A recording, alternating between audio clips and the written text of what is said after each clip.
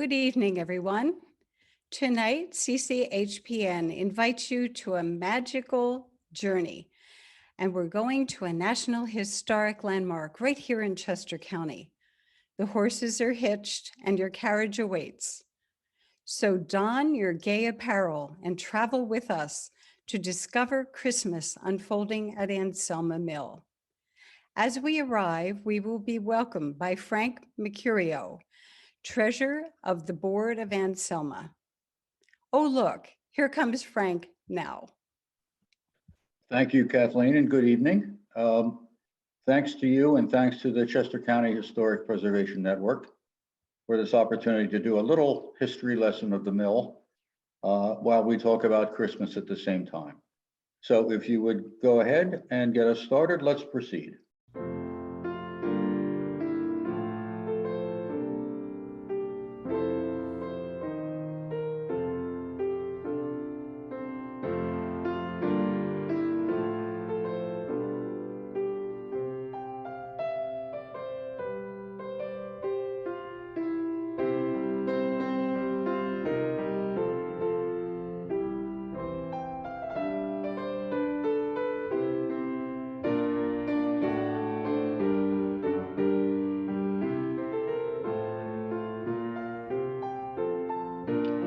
Over its 275-year history, the mill at Anselma has experienced the Christmas season with a continuous and consistent observation of the season's meaning, the shining light of goodwill, compassion, and reverence.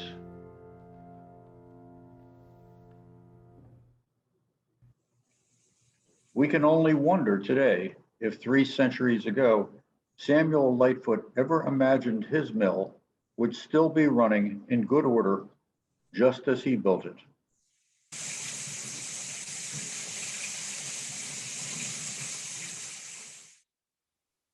In the next 30 minutes, we'll explore how the season has changed at Anselma over the years through stories of some of the families who ran it and snapshots of the people running it at Christmas time and throughout the year today.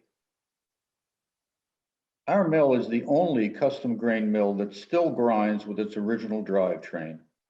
In fact, about 10 years ago, the Mount Vernon Ladies Association sent archaeology architects to the mill at Anselma because they knew it contained the same time period technology that George Washington maintained in his grist mill.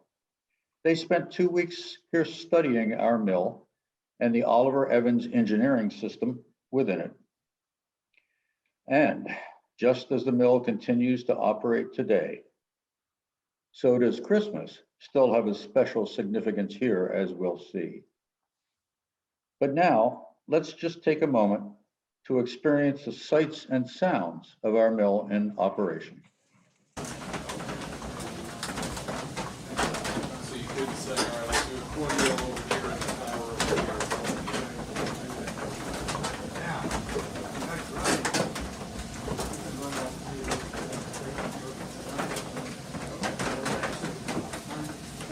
It may seem strange to begin a Christmas story with a family that did not formally celebrate Christmas, but that's the case here because Samuel Lightfoot, the founder of the Lightfoot Mill, later renamed the mill at Anselma, and his family were practicing Quakers.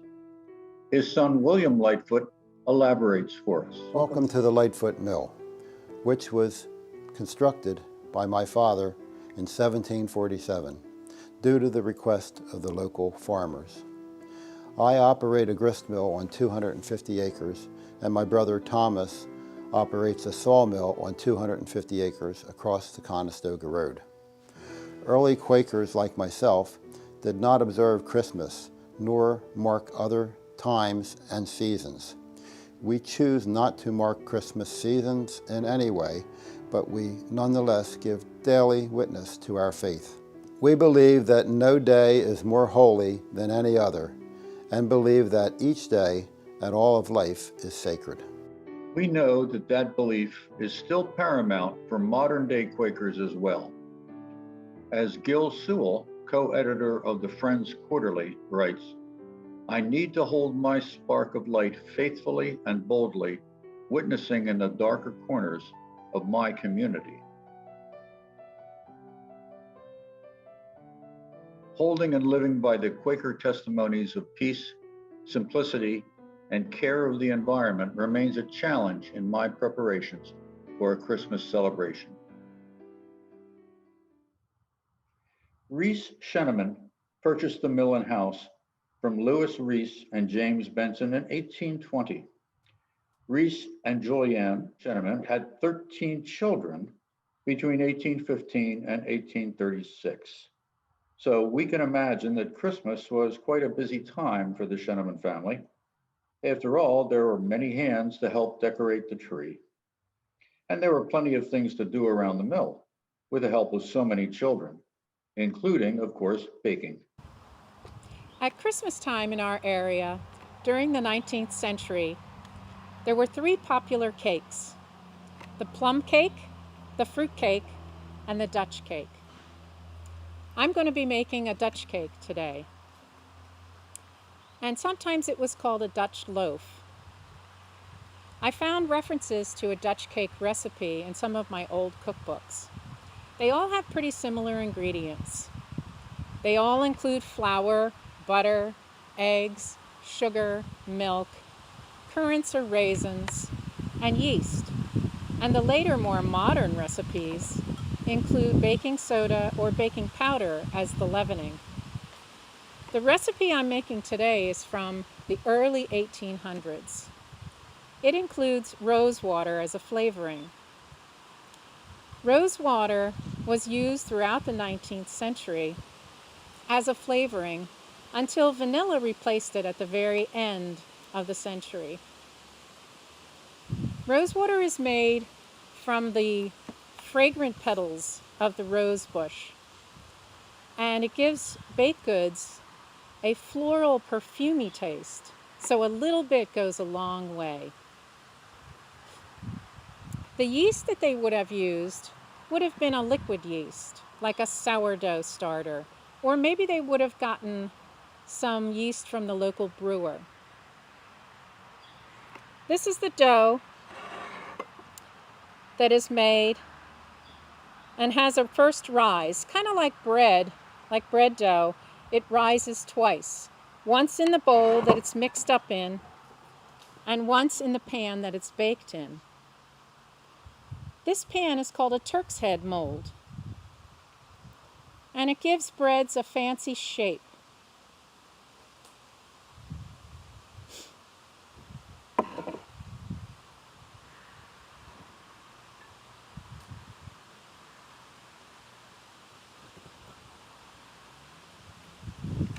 The dough is then rolled out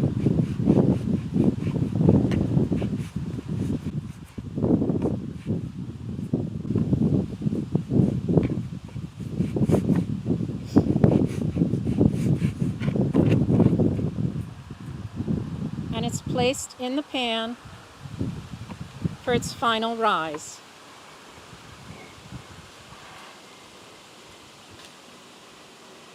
It's covered and put in a warm place, like near the fireplace in the house. Other baked goods were being prepared at the same time. A fire would have been started in the outdoor bake oven, and it would have been started early in the morning. It burns for several hours, and then the coals and the ashes would be swept out, and the oven would be cleaned. Baking was done throughout several hours with the heat that was retained in the bricks of the oven. Let's take a look at the final product.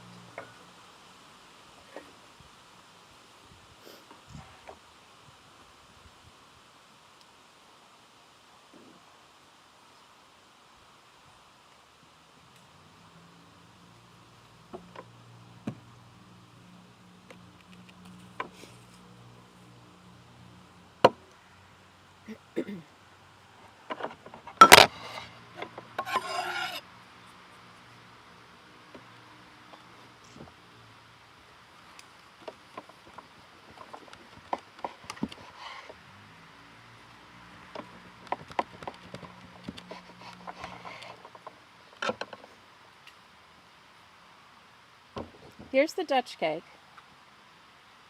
It was usually served plain and with a meal.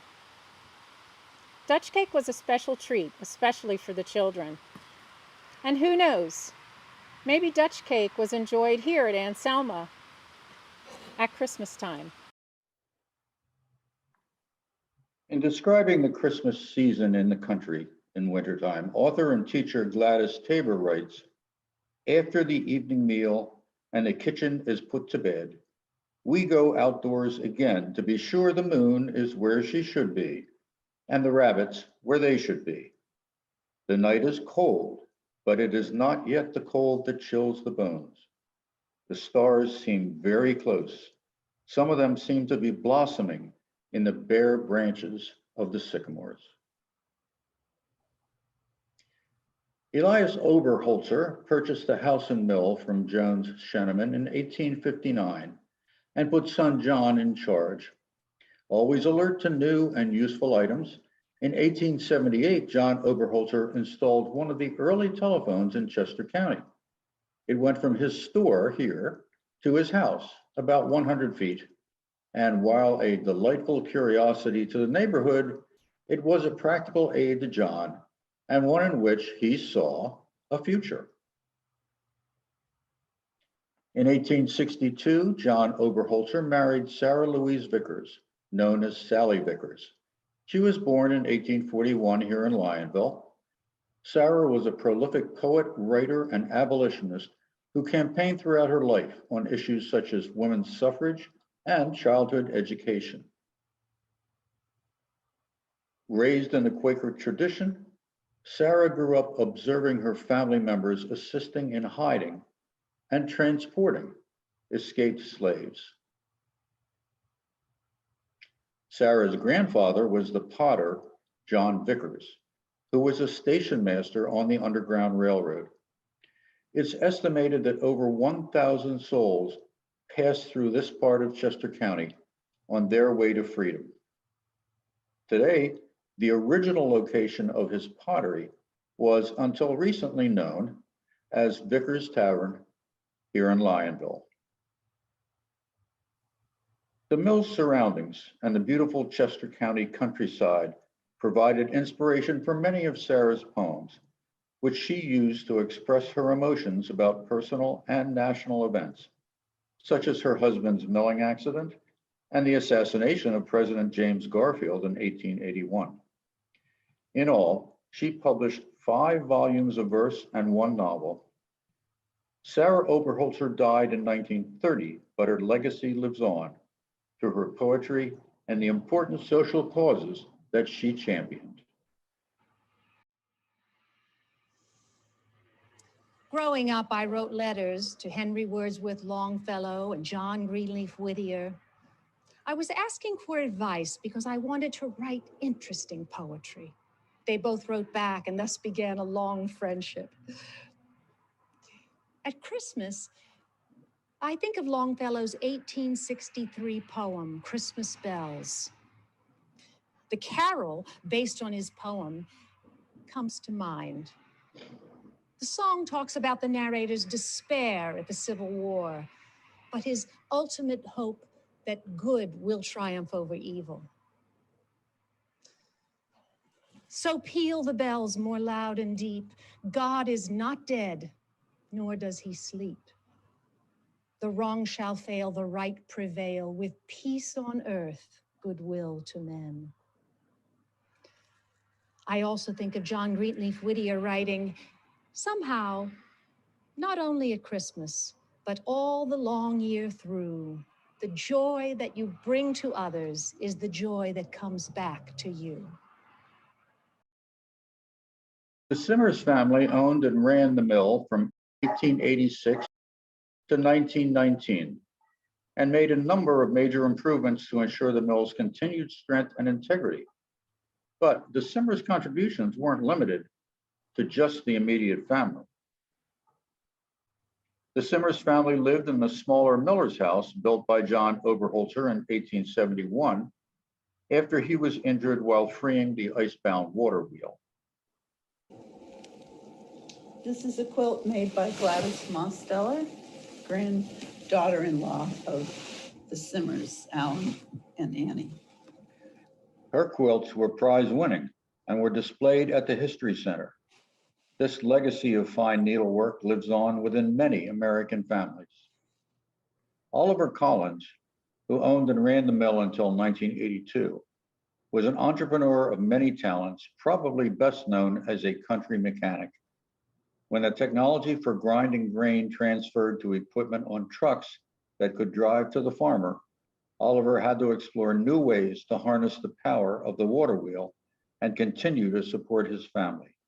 So he produced cider with a large cider press. He repaired farm machinery and sharpened blades.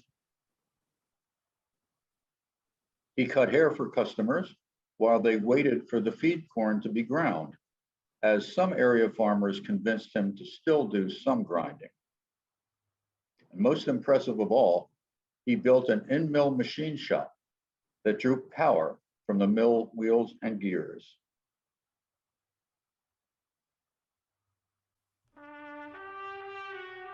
With so much attention focused on the mill, rarely is there any appreciation of the artistic talents of the family, including that of Mr. Collins himself. He played the cornet, Ethel played the piano and organ, Mary played the piano and violin, and Jack played the cornet and trumpet. The family enjoyed playing together, as we imagine them doing here, and music was a source of recreation for them, especially at Christmas. Where did this musical ability come from? Well, Oliver's maternal grandfather was a music teacher and taught chorus at the Soldiers' Orphan School in Yellow Springs. He also led the choir at St. Matthew's Church here in West Vincent. Like his grandfather, Oliver was also a postmaster, becoming the official postmaster of Anselma in 1933. As prearranged, though, his wife Ethel did all of the post office work. By 1943, the official postmaster's salary had risen to $700 per year, although the chronicles don't tell us how or even if that was divided up. Little is known about holiday celebrations in the Collins family, except that Santa Claus most likely played a less significant role than in other families, probably because they had little money to spend. Whatever the children wanted for Christmas had to come from the Sears and Roebuck catalog, or in the boys' case, they could have whatever they wanted, as long as they made it themselves. It's not hard to imagine a sampler on their wall, inscribed, "Use it up, wear it out, make it do without." But today, we can picture Santa making his annual visit to the mill, thanks to the words of Clement Moore.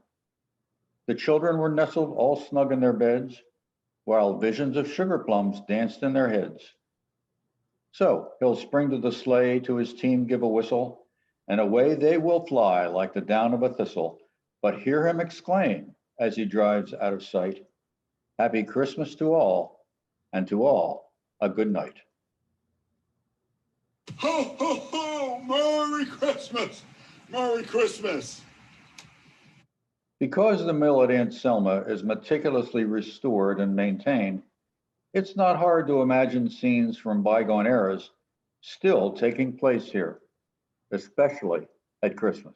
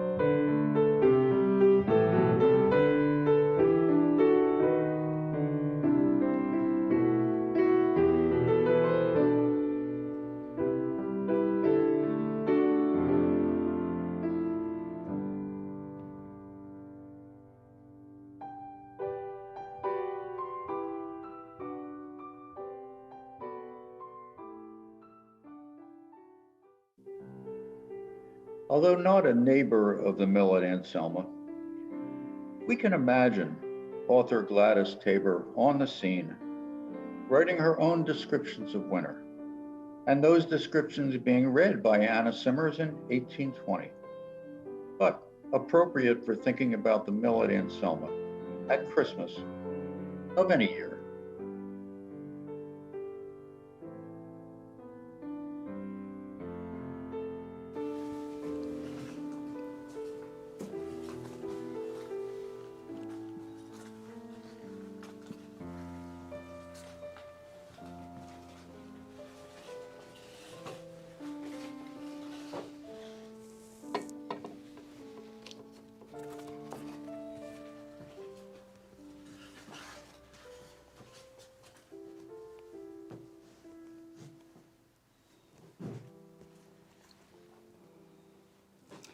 I think perhaps the winter morning stillness has the most magic. Quite literally, there is no sound, and therefore the motionless air seems to sing a melody from the beginning of time. I cannot analyze it, but my heart also stands still. Of course, the singing silence is rare, for winter has a whole orchestra of her own, and the sounds of winter are chiefly percussion notes. The crack of ice, the plop of snowfall from the roof, the crash as a tree gives up a branch under the weight of snowfall from the roof, the harsh cries of blue jays, and the call of an owl at night, and occasionally the scream of a fox in the woods, all announce that it is soon to be January.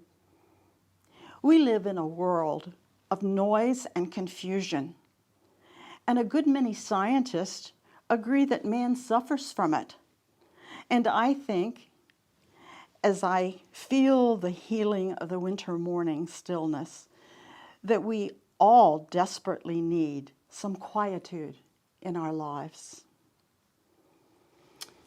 Silent night, holy night, all is calm, all is bright, round yon virgin, mother and child, holy infant, so tender and mild, sleep in heavenly peace, sleep in heavenly peace.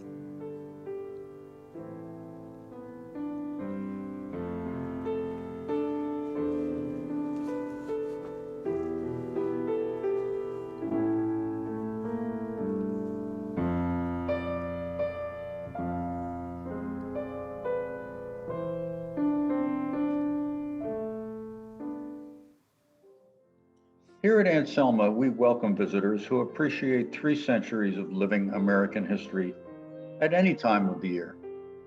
But we think you would agree that Christmas time is very special. A key part of the environment at the mill at Anselma, not just at Christmas, but throughout the year, is the dedicated participation of our volunteers, who not only help keep the mill operating, but are also known to have some fun, as we did in the making of this presentation. So, to give you an idea of the fun of volunteering here, we assembled some candid shots of our volunteers at work on behalf of the mill throughout the year. Working in our gift shop and welcome center, handling the grain at the mill in operation, our chairman Ernie Hollings, lecturing to guests and board members, practicing crafts, demonstrations with children and their families, and of course, year-round maintenance of all the property, moving the grindstones, not an easy task, keeping the mill ship shape. Volunteers like the Krings and the portrait they gave us. In the center, Dr. and Mrs. Rosado, our carriage masters, working the grain, doing demonstrations, packaging grain for selling. There's the wonderful Carolyn Nelson, who knows you never know who you'll run into at the mill. Will Shaw as Santa Claus extraordinaire. Sarah Cass, our Anna Simmers. Dave Rollenhagen, Morris Farnham, Dave and Brian Mayer, an occasional visitor, with Bernie Greenberg lecturing to children. If helping to keep a 3 centuries old historic institution sounds interesting to you, please contact us at anselmamill.org and we'll be happy to arrange a tour. In the meantime, everyone here wishes one and all the very happiest of holiday season.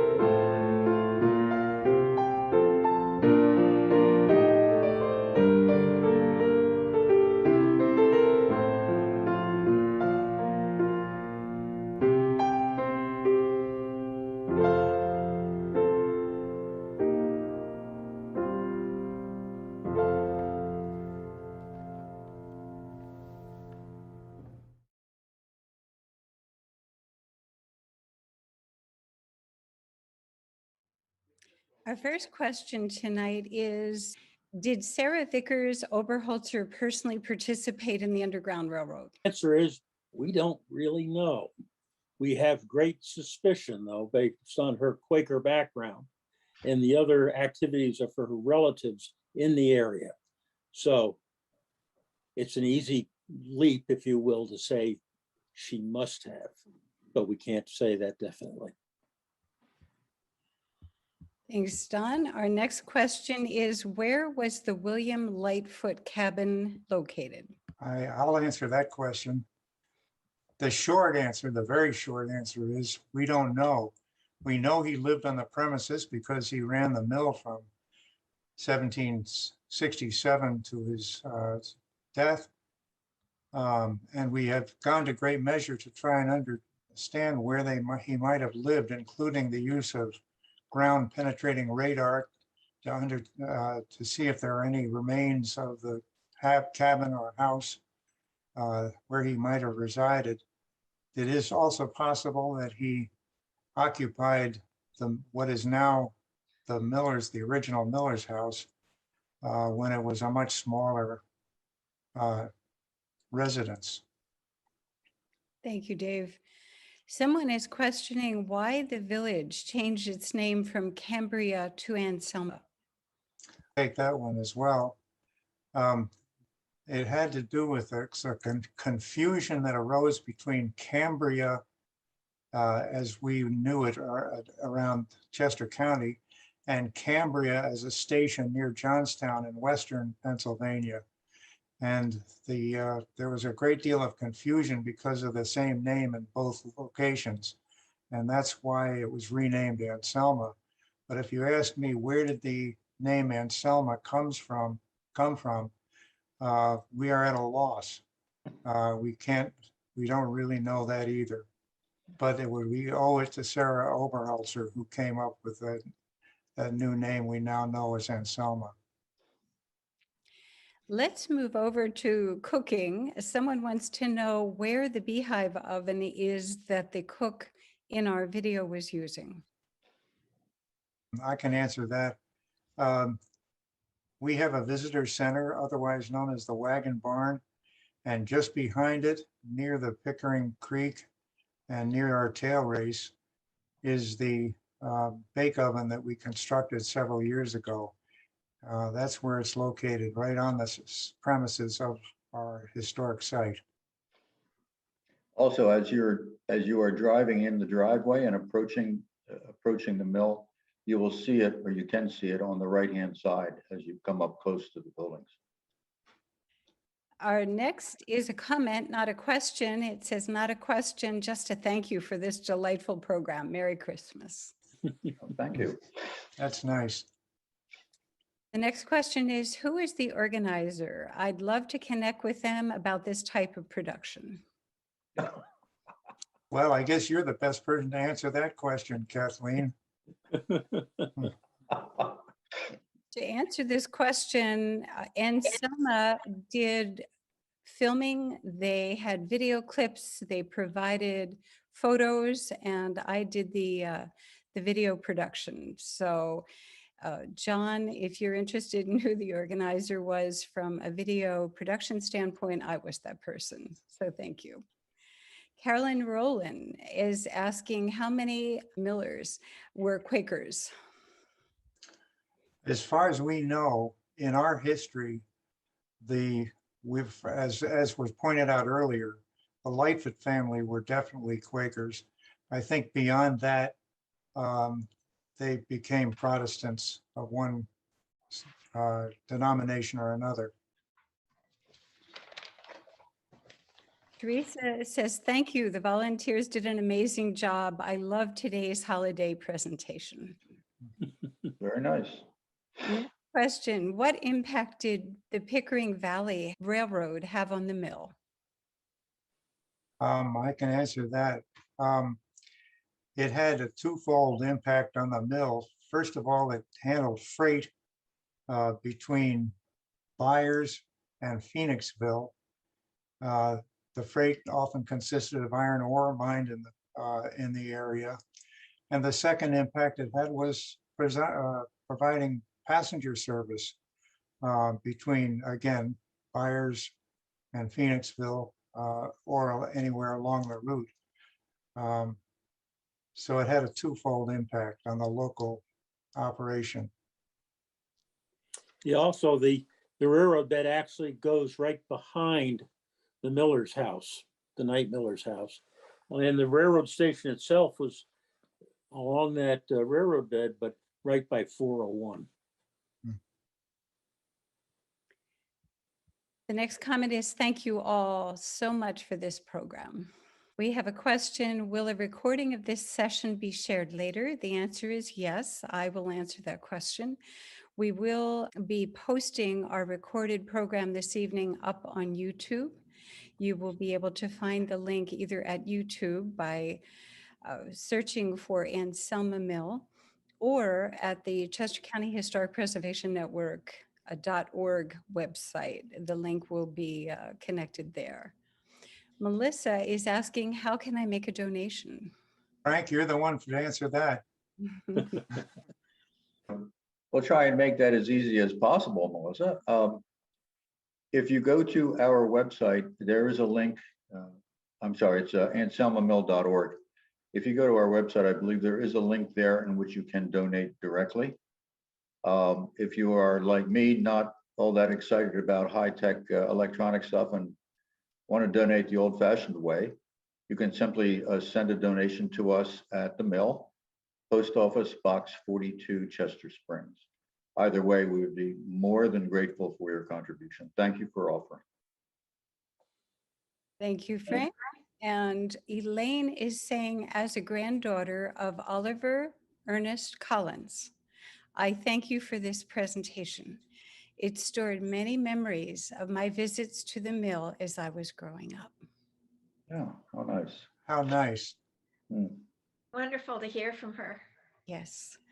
And Margaret is closing out our questions this evening. She says, Merry Christmas. Thank you for this program.